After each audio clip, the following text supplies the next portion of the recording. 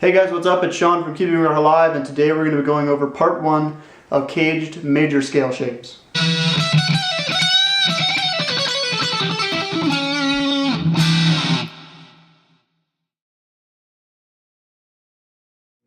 So now that we know our C, A, G, E, and D octave shapes, we can start using those shapes to build our major scales around.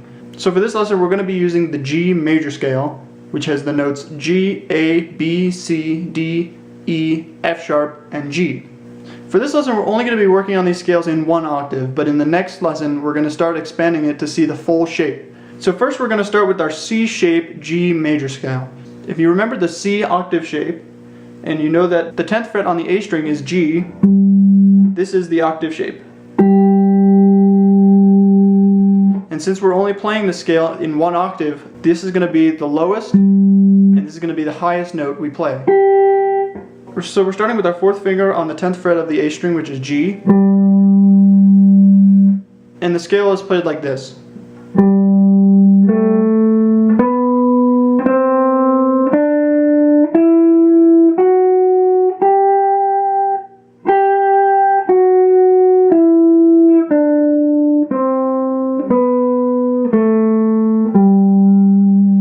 The next major scale we're going to work on is the A shape major scale. So first we're going to go from our C shape octave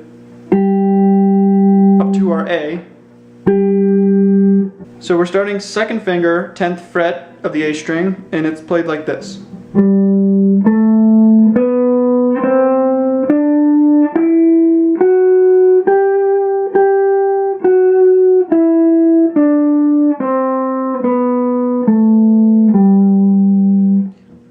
It's the same exact scale as the previous example, but now we're playing it with the A octave shape. And that's why this is called an A-shaped G major scale.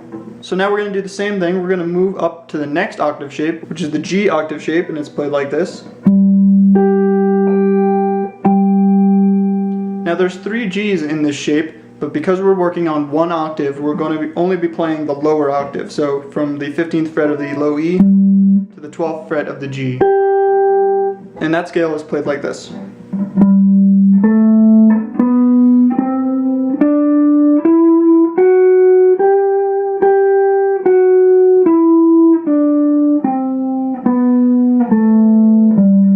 Now again we move up to the next shape in the cage system, which is E, but because we're getting kind of high on the neck, we're going to move back down 1 octave lower to the shape starting on the 3rd fret.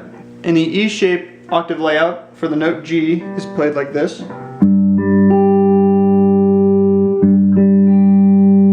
And again, so we're only going to be working on the lower octave in this lesson, so our starting note is going to be the G on the low E string, the 3rd fret, and our highest note is going to be the G, 5th fret of the D string. And this scale shape is played like this.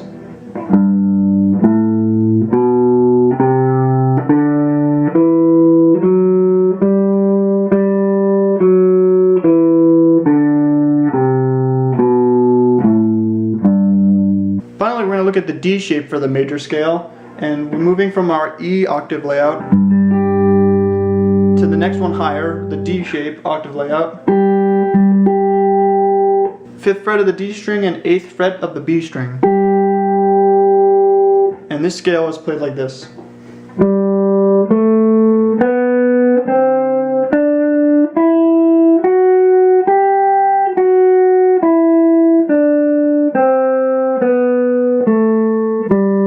And then from there, if we wanted to move one higher, we find that we're back at the original C shape octave layout.